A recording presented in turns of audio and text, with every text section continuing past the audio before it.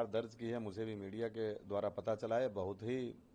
अशोभनीय और निंदनीय है कि किसी व्यक्ति ने एक बहादुर जाबाज की पत्नी को ऊपर ऐसा कोई कमेंट्स किया है। और मुझे अपने देश की कानून व्यवस्था पे पूरा भरोसा है कि न्याय मिलेगा, और मैं इसे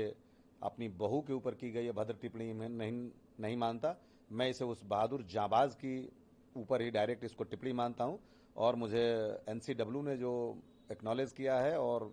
दिल्ली पुलिस ने जो एफआईआर दर्ज की है, तो निश्चित रूप से न्याय मिलेगा। और मैं उस दिन का इंतजार करूंगा कि न्याय मिले और ऐसे किसी भी शहीद के साथ या किसी भी व्यक्ति के साथ कोई अभद्र टिप्पणी इन फ्यूचर में कोई ना करे। सर, क्या संदेश देना चाहेंगे कि सोशल मीडिया एक ऐसा प्लेटफॉर्म है, लोग अपनी बातों को रखते हैं, तो क्या अपील करेंगे? क्योंकि आप जिस इशू पे बात कर रहे हैं उससे लोग कहीं ना कहीं अलग हटके अवतार करते हैं। देखिए, मुझे दुख इस बात का हो रहा है कि ये एक बड़ा व्यापक मौजू है जिस पे बात चल रही है। ये बात लोग पैसों तक सीमित कर रहे हैं, मीडिया काट करके छांट करके और अपने टीआरपी के लिए चला रही है। मैं इसका खंडन करना चाहूंगा कि ये शोभा नहीं देगा। स्वतंत्र पत्रकारिता और निष्पक्ष, क्योंकि डेमोक्रेसी के चौथे पिलर है मीडिया, तो इसको बिल्कुल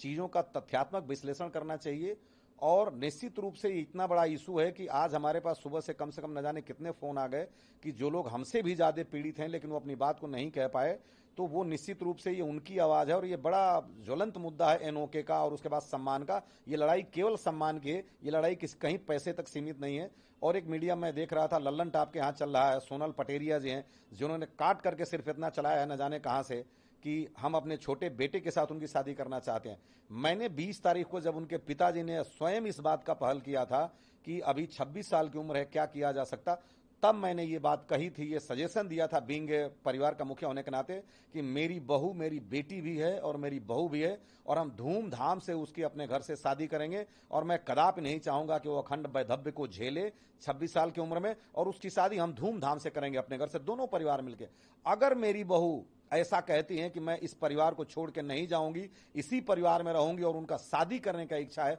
तब मैं अपने छोटे बेटे के साथ शादी करने के लिए भी तैयार हूं। और तीसरी बात मैंने कही थी कि अगर वो कहती हैं कि जैसा कि कई जगह देखने को मिलता है कि जैसे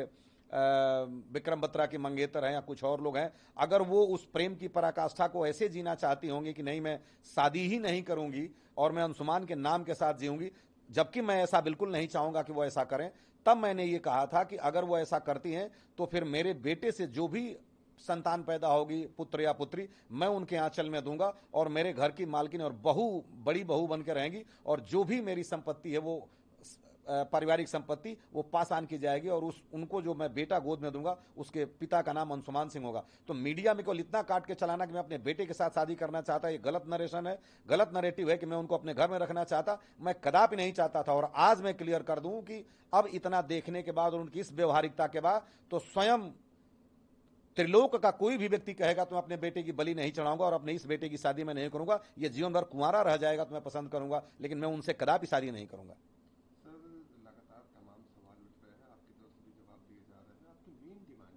मेरी मेन डिमांड है,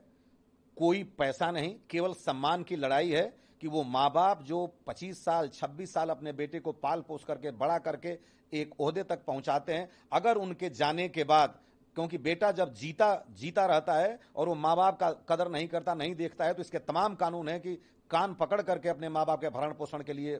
कानून कहती है। तो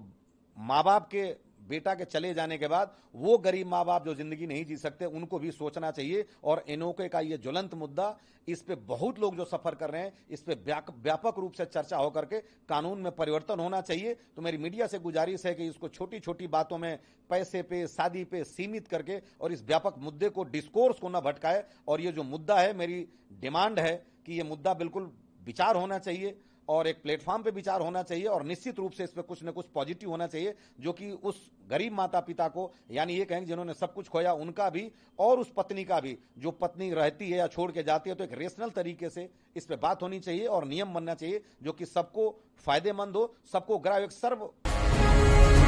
जी भारत।